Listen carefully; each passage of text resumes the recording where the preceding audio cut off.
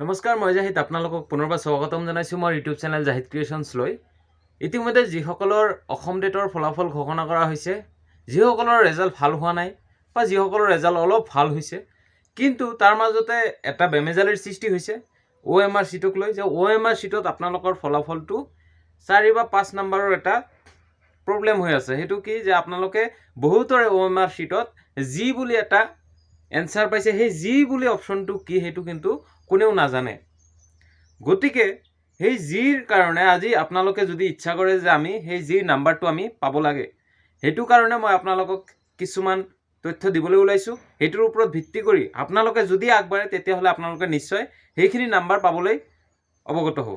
চ' যিয়ে নহওক, আপোনালোকে যদি এতিয়ালৈকে সেইখিনি কথা নাজানে, ভিডিঅ'টো আপোনালোকে প্ৰথমৰ পৰা শেষলৈকে চাওক। যে ইতিমধ্যে অসম টেটৰ যিসকল শিক্ষাৰ্থী আছিলে, তেওঁলোকে ইতিমধ্যে যোৱাকালি সেৱাৰ কাৰ্যালয়লৈ গৈছিলে আৰু সেৱাৰ কাৰ্যালয়ত যোৱাৰ পিছত তেওঁলোকে আলোচনাত বহিছে।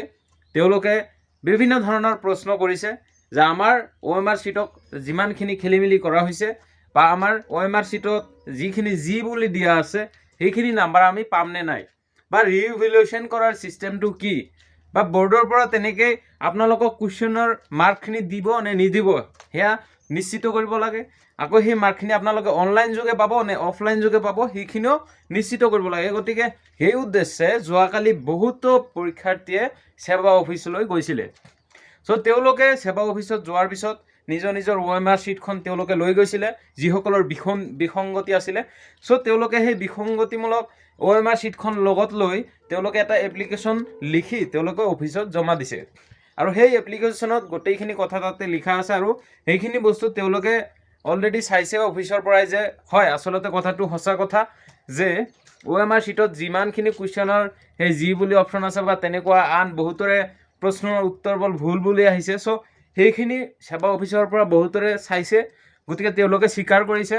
আৰু আপোনালোকৰ যদি তেনেকুৱা হৈছে, আপোনালোকৰ OMR চিটত যদি তেনেকুৱা কোনো ধৰণৰ ভুল আছে বা আপোনালোকৰ নম্বৰটো যদি আপোনালোকে নিজৰ ইচ্ছা অনুসৰি আপোনালোকে পোৱা নাই বা আপোনালোকে আৰু অধিক নম্বৰ পোৱাৰ যোগ্য, তেতিয়াহ'লে নিশ্চয় আপোনালোকে নিজৰ নিজৰ OMR চিটখন লগত লৈ আপোনালোকে অফিচত যাওক।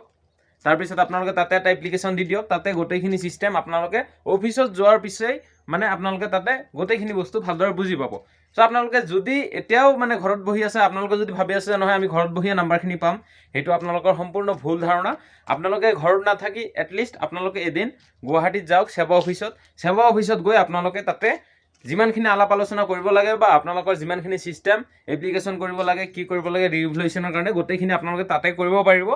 আৰু কৰিলে আপোনালোকে নিশ্চয় আপোনালোকৰ যিমানখিনি নাম্বাৰ বঢ়াৰ কথা সেইখিনি আপোনালোকৰ বাঢ়ি যাব। চ' আপোনালোকে ঘৰত নাথাকি আপোনালোকে ওলাই আহক, গুৱাহাটীত যাওক আৰু সেৱা অফিচত কামখিনি কৰি লওক।